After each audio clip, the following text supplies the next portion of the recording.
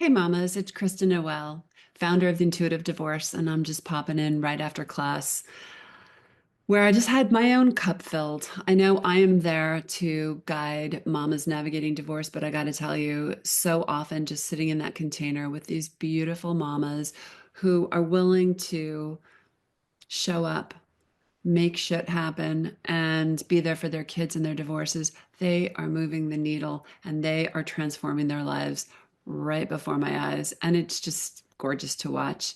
And it was a little bit of a mixed bag because while we had a wonderful new mama join the group, we also had another mama graduating. And it's really sort of hard to say goodbye to someone, but it's actually not a goodbye. It's just to see you later.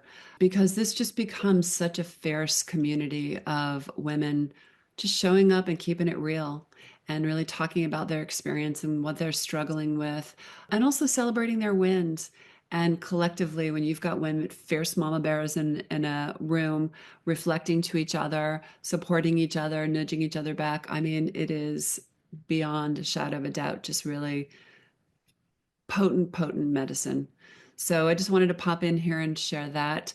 We talked about a lot of things. And, again, I never really know where class is going to go. We come in with a theme or a topic, or we're tackling something, or we're building off of what came up in class the week before.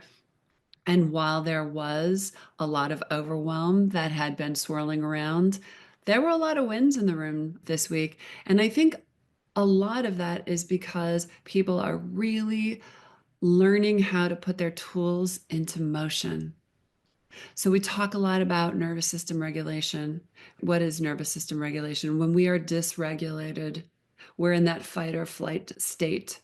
That is not the state where we want to be when we have to show up for the conversations and make the big decisions. That's when, the regrettable words come out and the regrettable decisions are made. So a lot of our work is really focusing on the condition that you are in, supporting and nurturing that. This is not superfluous. This is not something for later on down the line. And I'm telling you, when we sit in that room and these women are reiterating, I was leaning on this tool and I was thinking about you. And I remember when we were talking about this and I implemented this and I was the calmest woman in the room. I mean, they are getting the results in real time. They are moving the needle in their divorces. They're moving the needle in their lives. And they're really just controlling what they can control, how they show up, how they experience what they're experiencing. And because they're doing that, they're also really able to show up for their kids and help their kids through some pretty tough times. Some kids, we had one mom, I think I mentioned it last week, that she was having a crisis with her child. And she had a major breakthrough this week. And that was because she was in the condition where she could keep showing up for this. Because the bottom line is, when you're in divorce, your plate is piled high and you are at capacity. So if you don't create room for yourself, you're not going to have anything more to give. And there's going to be something that feels like the tipping point. So this is why really getting clear about how to show up for yourself and how to care for yourself during this really difficult time matters. And then one other thing I'll just leave you with, which I thought was just a lovely gift to self. We happen to have, I don't know, for whatever reason, tons of June birthdays in our realm right now. So we're celebrating all these birthdays. We're talking about how difficult it is to have a divorce, to have a birthday in divorce. And likely, if you're going through a divorce, you're going to have a birthday in divorce because you'll probably be in the process for at least a year. I know you don't like to hear that, but it's true. So, how do we approach our birthdays? How do we not bypass that? Remember, this is your new year.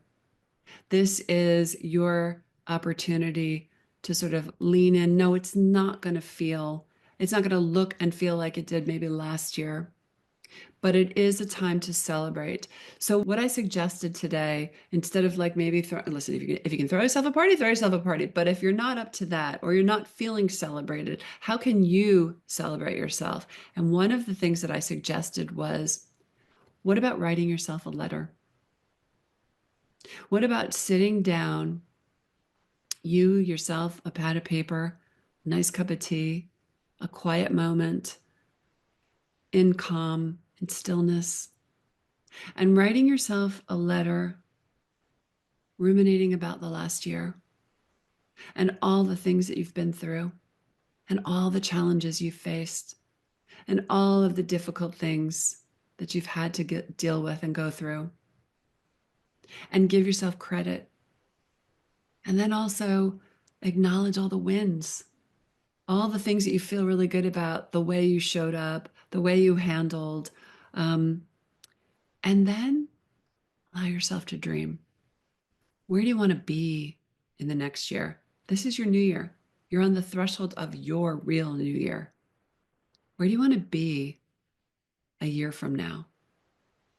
And I want you to dream big. How do you want to feel? What do you want life to look and feel like? And then tuck that beautiful letter into an envelope, seal it, and date it for next year. And next year on your birthday, this will be waiting for you. And I guarantee you, you will be surprised. You'll probably be in tears. You probably won't remember some of it because, we're also so quick to just bypass our wins and all the things that we are doing right. And we move on to just seeing all the things that are not going right. But this is an opportunity to sit and celebrate and get it down and start a new tradition for yourself. So, with that, I just want to let you know that you are not alone in this. And if you would like support in this process and this vulnerability and this difficulty, support in showing up for yourself, support in learning how to nurture and really step into radical self care so that you can get the outcomes that you desire for you and your kids. We are here. We'd love to connect with you. If you want to learn more about our work, please check us out at intuitivedivorce.com. You can follow us on social media, the same.